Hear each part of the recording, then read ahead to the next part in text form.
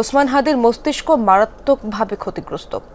অস্ত্রোপচার শেষে তাকে কনজারভেটিভ ম্যানেজমেন্টে রাখা হয়েছে। প্রয়োজন অনুযায়ী সাপোর্ট দেওয়া হবে বলে জানিয়েছে এভারকেয়ারের 13 সদস্যের মেডিকেল বোর্ড।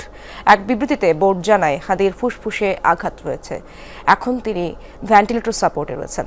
অবস্থা অত্যন্ত আশঙ্কাজনক। শনিবার হাদির খোঁজ নিতে যাওয়া রাজনৈতিক নেতারা দেশবাসীর কাছে তার জন্য দোয়া চেয়েছেন। মাথায় গুলিবিদ্ধ ওসমান হাদি প্রথম দফা অস্ত্রোপচারের পর জীবন মৃত্যুর সন্ধিক্ষণে এভারকেয়ার হাসপাতালে নিবিড় পর্যবেক্ষণে।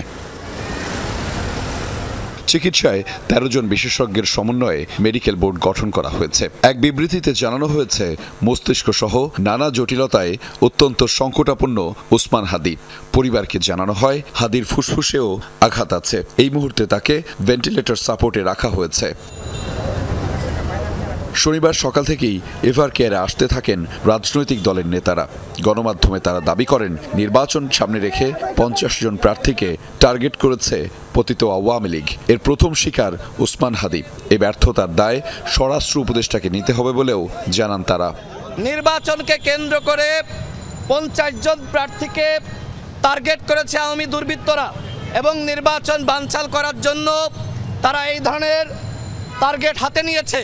যেই হাদি একা বাংলাদেশকে প্রেজেন্ট করেছে, যেই হাদি একা জুলাইকে সারা বাংলাদেশের প্রতিটি গ্রামে গঞ্জে ঘুরে ঘুরে প্রতিষ্ঠিত করেছে, সেই হাদির উপর আক্রমণ করে জুলাইকে তারা ধমিয়ে দিতে চেয়েছে। সবার মধ্যে একটা ভয় ছড়ানোর চেষ্টা, যারা চায় বাংলাদেশে নির্বাচন না হোক, বাংলাদেশে গণতান্ত্রিক পরিস্থিতি ফিরে না আসুক, তারাই আজকে হাদির উপরে এই আক্রমণ করেছে বলে আমরা মনে করি।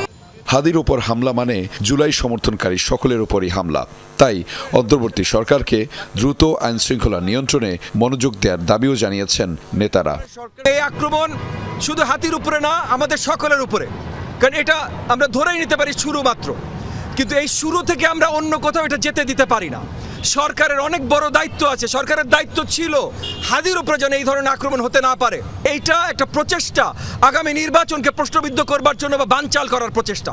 এই প্রচেষ্টা করে কারা লাভবান হতে পারে, তাহলে তারাই এটার সাথে সম্পৃক্ত। তো এই ক্ষমতার হালুয়া রুটির ভাগ বাটোয়ারা নিয়ে যদি আপনারা ব্যস্ত থাকেন এবং জুলাইয়ের ঐক্য নষ্ট করে যদি দেশে বিভাজন সৃষ্টি করেন, এই দেশে কিন্তু কেউ নিরাপদ হবে না।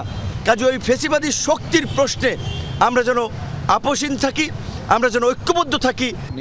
দুপুরের পর ইনকিলাব মঞ্চের মুখপাত্র হাদিকে দেখতে এভারকেয়ারে যান স্বরাষ্ট্র উপদেষ্টা।